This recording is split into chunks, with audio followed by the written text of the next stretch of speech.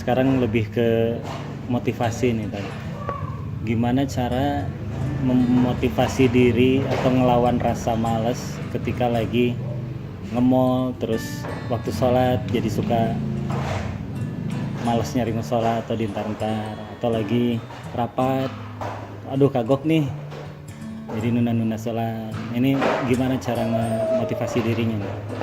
Almar'u ala dini khalilih. Seseorang itu, kata Nabi, tergantung atau sangat dipengaruhi oleh siapa yang jadi temannya. Jadi kalau temennya orang yang seneng sholat duha, jalan kemana aja waktunya duha, berhenti dulu, gue pengen sholat duha gitu, itu ke bawah, akhirnya jadi habit.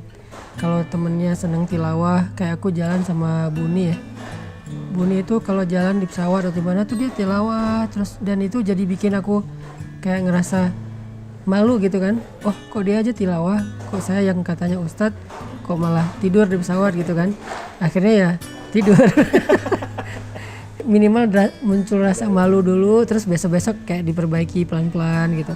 Dan itu memang benar sih kata Nabi, kita tuh gampang dipengaruhi, terutama oleh orang-orang yang kita kagumi, orang-orang yang mungkin kita masih respect sama dia, atau orang yang kita dekat sama dia, itu kita bisa dipengaruhi. Kayak selera makan aja bisa dipengaruhi loh. Dulu pas aku awal-awal ke Bandung, aku nggak suka makan makanan yang ada lalap-lalapnya kayak sayur-sayuran gitu, karena orang Aceh kan makannya santan, daging gitu kan. Makan sayur mentah tuh jarang. Nah, karena di sini teman-teman rata-rata makannya kayak gitu, terus keluarga juga makannya kayak gitu, akhirnya jadi biasa aja dan bisa menikmati.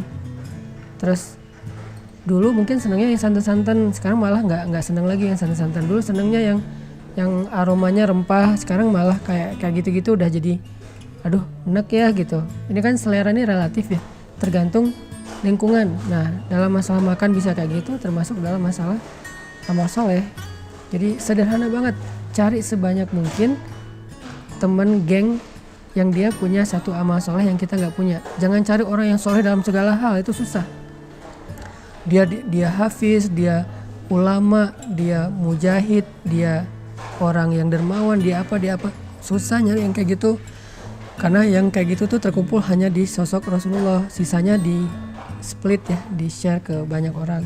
Ya mungkin ada yang ahli tahajud di antara kita, teman-teman geng kita, ada yang orangnya santun, itu aja yang kelebihan dia. Dia mungkin bukan ahli ibadah, walaupun gak bikin dosa, tapi dia orangnya santun gitu. Dia bukan ahli ibadah, tapi dia orangnya care, orangnya gampang tersentuh. Dia bukan ahli ibadah, tapi dia pola hidupnya sehat.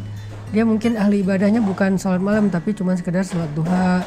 Dia tuh zikirnya bukan tilawah yang banyak berjus-jus, tapi dia kayak tangannya gini-gini terus, zikir terus.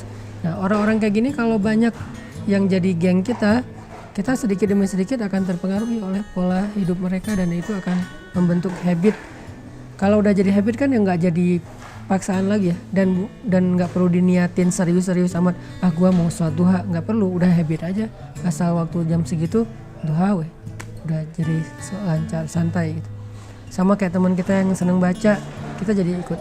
Yang seneng nonton apa, kita jadi kebawa. Ya kayak aku berteman sama Enong, dulu kan aku nggak kenal skateboard, tapi karena Enong seneng main skate, akhirnya aku jadi bukan terpaksa main skate, jadi ikut seneng gitu, kayak oh seru juga ya gitu. Ntar kalau aku kenal sama siapa lagi kayak gitu, seneng nongkrong ya nongkrong. Jadi almar'u ala dini khalilih, itu benar banget, Nabi nggak mungkin salah. Seseorang itu dipengaruhi oleh siapa yang jadi temannya. Jadi kalau mau nge-mall, usahakanlah ada 1-2 orang yang Ya, biasa ngejaga kalau bisa sholat kayak gitu ya. Makanya kita kalau sama teman-teman yang soleh itu, kalau perlu kita yang jaga dia untuk tetap jadi teman kita. Jangan gampang ilfil, jangan gampang bete. Mungkin dia nggak seru kayak yang lain, tapi dia yang jaga kita tentang urusan agama kita. Jadi jangan berharap dia bikin kita happy, fun, seru, kayak renyah gitu. Kita udah punya banyak stok geng yang kayak gitu. Sekarang kita butuh seseorang yang bisa jaga kita.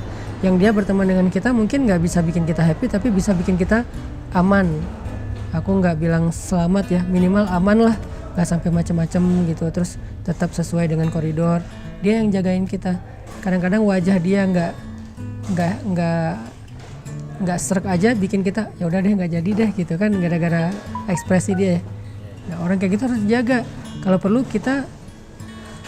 Kalau perlu untuk sedikit berkorban supaya tetap punya teman kayak gitu, ya berkorban, kayak bayarin dia makan, peduli terhadap kebutuhan dia, karena dia tuh aset akhirat kita, yang menjaga surga kita, yang menjaga ibadah kita, yang menjaga kita dari dosa-dosa tuh dia. Jadi kerjaan dia itu adalah jagain kita, dan nggak ada angka yang sesuai untuk membayar itu, tapi setidaknya kita kayak menghargailah kebaikan dia supaya dia tetap, walaupun dia nggak mengharapkan itu, tapi supaya dia makin sayang sama kita, makin itu harus mencari teman yang soleh dan menjaganya dengan cara apapun.